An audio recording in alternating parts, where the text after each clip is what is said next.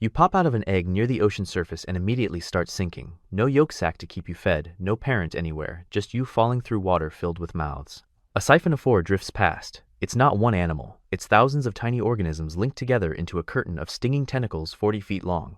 3 larvae ahead of you touch that curtain and stop moving. They're being digested alive. You twist sideways. The tentacle curtain passes close enough to brush the water around you. You survived.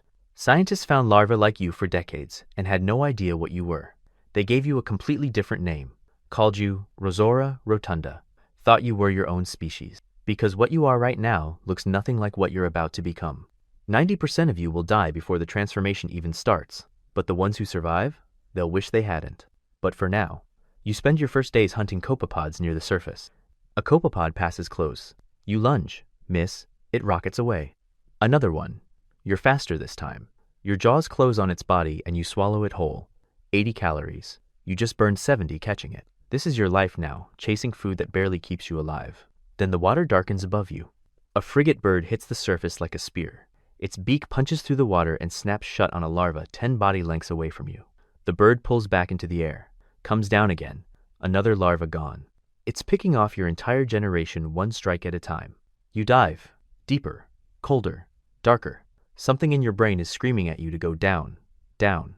Get away from the light where death comes from above. Skip forward 2 weeks. You're at 300 meters and your skull is coming apart. It doesn't happen all at once. First your eyes start itching, then burning. Then they begin pushing forward out of your head, stretching into tubes that point straight ahead like a pair of telescopes. The lenses swell so large they fill the entire tube. Your eyes are becoming light-collecting machines designed to see in total darkness. The cost? Everything else. Your peripheral vision collapses, then disappears completely. You try to look left, can't. Try to look right, can't. Try to look behind you, impossible. Your eyes now point in exactly one direction, forward and slightly up.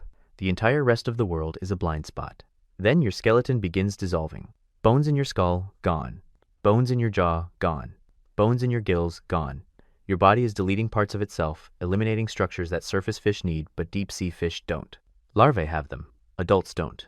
The transformation strips them away. You're sinking the entire time. 500 meters. The last light fades. 1,000 meters. Total blackness. Pressure that would crush a human. Cold that hovers just above freezing. Your tail stretches into a ribbon longer than your body. Your jaw becomes unhinged, able to extend forward past your eyes and snap shut on prey. Your stomach turns black on the inside, not metaphorically. Literally black. The pigment is there to hide the glow of bioluminescent prey after you swallow them so you don't light up like a lantern in the darkness and attract every predator within 100 meters. At 1,500 meters, the transformation completes. You hang in the water vertical, head up, ribbon tail dangling below.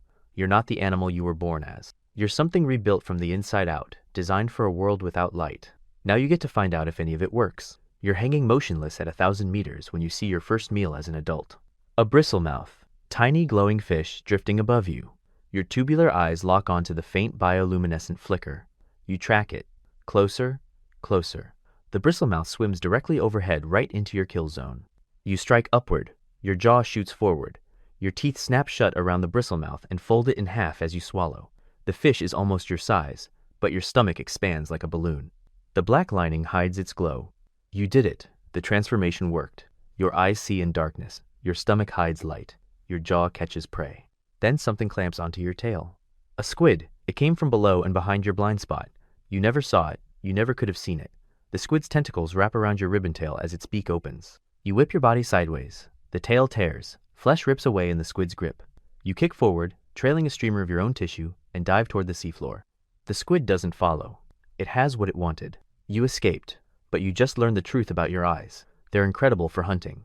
They're useless for not being hunted. Skip forward 8 months. You haven't eaten in 9 days. Food down here is almost non-existent, less than 1% of what exists at the surface. The animals that live here survive by burning almost no energy, hanging motionless, waiting for food to drift past. But food rarely drifts past. Your options: stay in the deep and slowly starve, or migrate to the surface and risk everything. You start swimming up. No swim bladder means you're negatively buoyant, constantly sinking, constantly fighting to rise. You burn energy you don't have. 500 meters, 600. The water warms slightly. 700. At 300 meters, you enter the twilight zone where the deep-sea hunters come to feed on the animals migrating up. You're one of those animals now. A big-eye tuna materializes ahead of you. 300 pounds of muscle scanning for exactly your shape. You freeze.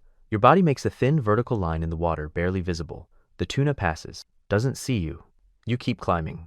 At 200 meters, you find lanternfish. Clouds of them, glowing softly. You strike. Again. Again. Your stomach stretches with each meal. This is why you migrated. This is where the food is. Dawn starts breaking far above, light filtering down through the water column. You turn and dive. The race back to darkness is the most dangerous part. You're full and slow, and every predator in the twilight zone knows the migration schedule. You reach 1,000 meters as the sun crests the horizon far above you. Safe. Tomorrow you'll do it again, and the next night, and every night until something catches you from a direction you can't see. Skip forward a year.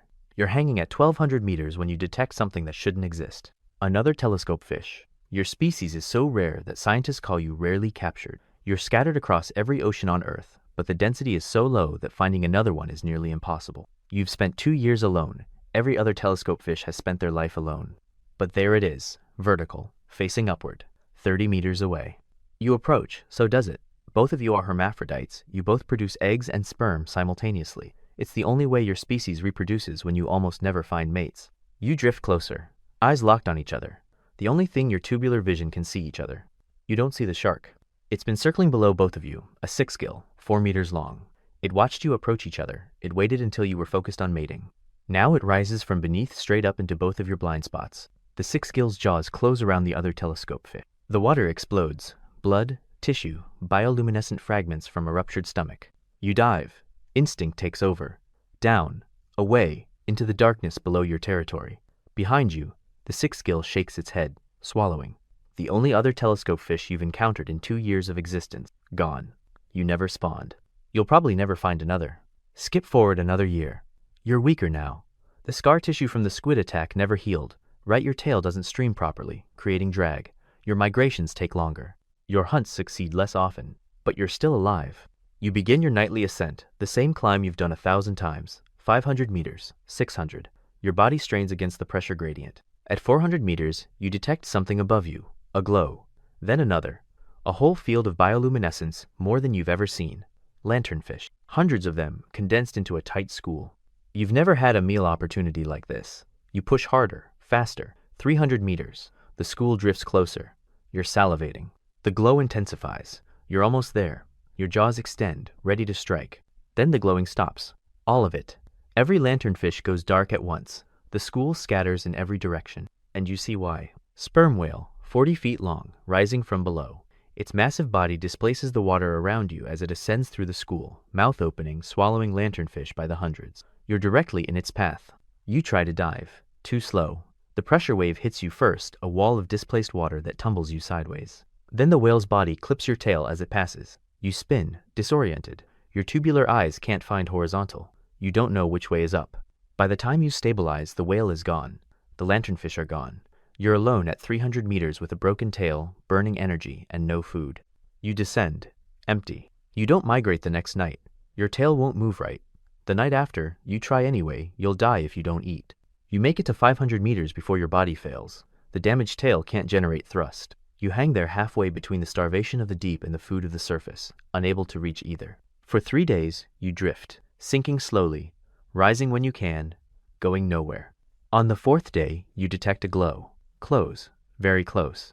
A lanternfish, drifting right past you, right into your field of view. It's the first food you've seen in 2 weeks. You extend your jaw. Every bit of energy you have left goes into the strike. You catch it. Your jaw closes around the lanternfish and you swallow it whole. Your stomach expands. Your black stomach lining activates, hiding the glow. Except it doesn't. The lanternfish isn't glowing from photophores. It's glowing because it ate something bioluminescent that's now leaking through its gut. The chemicals pass through your stomach wall. They light you up from inside. Your black pigment can't contain it. You're glowing. Every predator within 200 meters can see you. A beacon in the darkness. A signal fire at 1,000 meters depth. You try to dive. Your tail won't respond. You try to rise. No strength left. The squid comes from below. You don't see it. You never see anything from below. Your tubular eyes are pointed up, watching your own glow leak through your skin when the tentacles wrap around your body and the beak opens. You survive the surface. You survive the transformation that deleted half your skeleton. You survive 2 years of nightly migrations through predator-filled water. You survive losing the only mate you ever found. You died because you ate the wrong lanternfish and your body lit up like a target. The adaptation that was supposed to save you, the black stomach, the hidden glow, failed at the only moment it mattered. But believe it or not, there's an animal with an even worse life than this. Watch that story next.